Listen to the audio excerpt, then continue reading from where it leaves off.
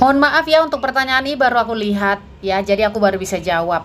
Mudah-mudahan untuk next trip ya bisa dipakai. Jadi saran aku untuk pertanyaan ini, mau jalan-jalan ke luar negeri, jangan cari asuransi kesehatan, tapi carilah travel insurance atau asuransi perjalanan. Kenapa asuransi perjalanan? Karena asuransi perjalanan itu lebih fokus kepada risiko-risiko yang timbul ketika kita berada di luar negeri ya. Jadi proteksi travel insurance itu akan dimulai ketika kita berangkat dari Indonesia sampai di negara tujuan. Misalkan kita seminggu 2 minggu di luar negeri sampai kembali lagi ke Indonesia. Apa yang dilindungi selama kita melakukan perjalanan tersebut?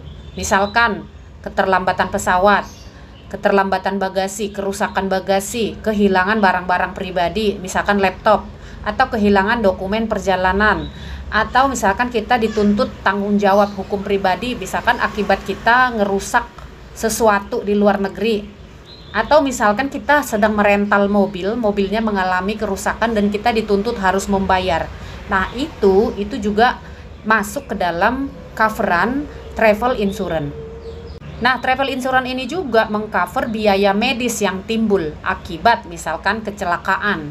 Jadi kita misalkan kecelakaan di luar negeri yang mengakibatkan kita butuh dirawat di luar negeri, atau sampai kita kembali ke Indonesia masih butuh perawatan lanjutan. Nah, itu juga masih dalam coveran asuransi perjalanan. Dan bahkan kalau sampai kecelakaan tersebut menyebabkan kematian, pemulangan jenazahnya pun bahkan sampai pemakamannya masih di cover oleh yang namanya travel insurance.